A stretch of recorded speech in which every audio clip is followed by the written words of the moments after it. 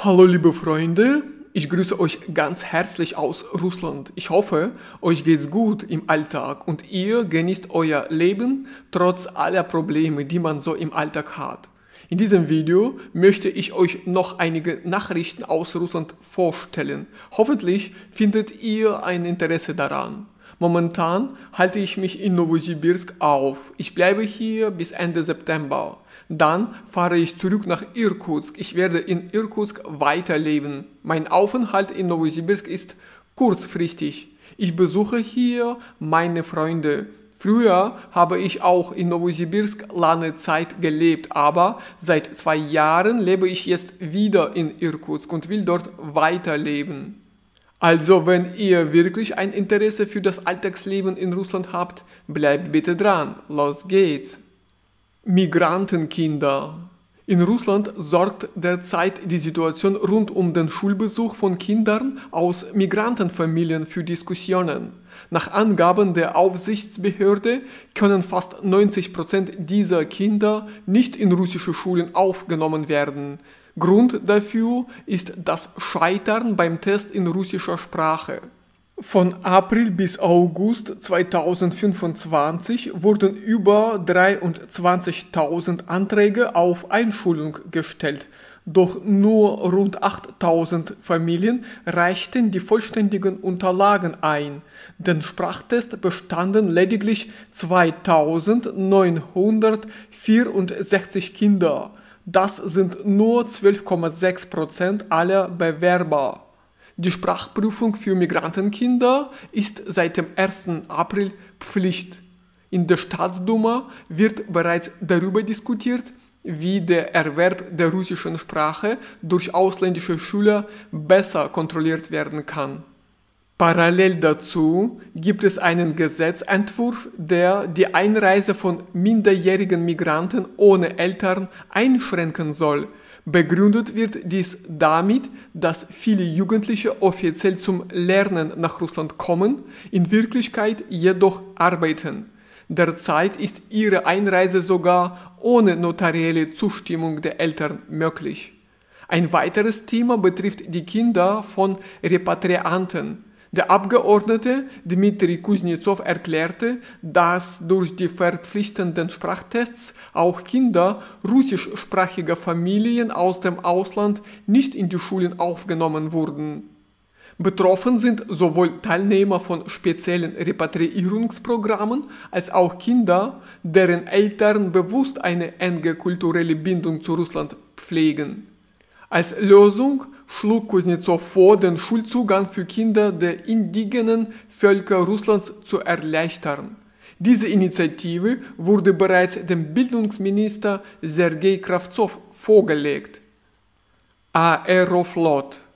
Von Moskau nach Krasnodar kann man nun wieder direkt fliegen. Nach einer längeren Pause hat der Flughafen Paschkowski den Betrieb aufgenommen und Aeroflot gehörte zu den ersten Fluggesellschaften, die den Ticketverkauf gestartet haben.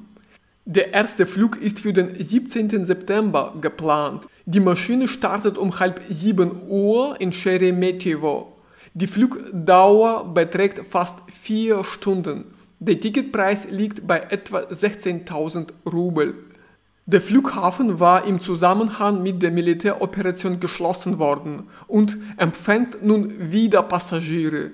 Aeroflot ist eine der ersten Airlines, die die Direktverbindung zwischen Moskau und Krasnodar wieder aufgenommen haben. Außerdem plant Aeroflot, die Zahl der Flüge nach China zu erhöhen, sofern die Nachfrage weiter steigt. Belarus und USA. In Minsk gibt es bedeutende Neuigkeiten über eine Annäherung zwischen den USA und Belarus. Der Vertreter von Präsident Donald Trump, John Cole, traf Alexander Lukaschenka und verkündete die Aufhebung der Sanktionen gegen die Fluggesellschaft Belavia. Damit darf die Airline wieder Ersatzteile beschaffen und ihre Flugzeuge, darunter auch Boeing-Maschinen, warten. Belavia stand seit 2023 unter US-Sanktionen. Darüber hinaus kündigte Cole an, dass Washington seine Botschaft in Minsk wieder vollständig eröffnen will. Die US-Vertretung war im Februar 2022 geschlossen worden. Nun soll ein Botschafter ernannt und die Arbeit in vollem Umfang aufgenommen werden. Während des Treffens übergab Cole Lukaschenko ein persönliches Schreiben und ein Geschenk von Trump. Manschettenknöpfe mit dem Bild des Weißen Hauses. Der Brief, lediglich mit Donald unterzeichnet, sei laut Cole ein seltener Akt persönlicher Freundschaft. Lukaschenko erklärte seinerseits die Bereitschaft, über einen Gefangenendeal zu sprechen. Kurz darauf wurde bekannt, dass er 52 Häftlinge begnadigt hat. Sie überquerten die Grenze nach Litauen in Begleitung einer US-Delegation. Unter ihnen befanden sich Bürger aus Litauen, Lettland, Polen, Deutschland, Frankreich und Großbritannien. Zuvor waren sie wegen Spionage, Extremismus und Terrorismus verurteilt worden. Damit machen Washington und Minsk deutliche Schritte aufeinander zu. Doch bleibt die Frage: Welche Auswirkungen hat das auf die Beziehungen zwischen Belarus und Russland? Rückkehr von Soldaten. In Russland wird derzeit über die Rückkehr von Soldaten aus der Zone der speziellen Militäroperation diskutiert. Westliche Medien behaupten, die Behörden fürchteten angeblich einen Anstieg der Kriminalität und soziale Unruhen. Experten sind sich jedoch einig. Das sei vor allem ein Versuch, die russische Bevölkerung einzuschüchtern. Der Politikwissenschaftler und erste Minister für Staatssicherheit der Volksrepublik Donezk, Andrei Pintschuk, erklärte, dass ein solches Szenario zwar den Gegnern Russlands sehr gelegen käme, mit der Realität jedoch nichts zu tun habe.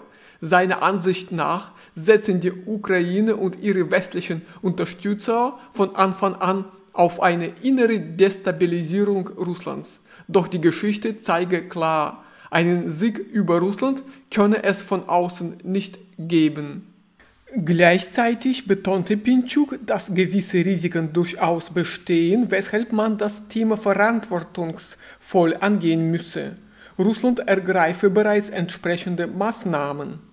Zuvor hatte der Politologe Vadim Popov erklärt, dass die Rückkehrer der Militäroperation zunehmend ins Visier zynischer Geschäftemacher geraten. Er forderte die Behörden auf, dringend Maßnahmen zum Schutz der Soldaten einzuleiten. Also, liebe Freunde, das war's von mir für heute. Danke für das Anschauen und danke für freundliche Kommentare. Jeder Kommentar zählt für die Entwicklung des Kanals. Auf jeden Fall wünsche ich euch alles Gute im Alltag und viel Erfolg bei der Arbeit. Wir sehen uns bald in meinen neuen Videos wieder. Bis dann. Tschüss.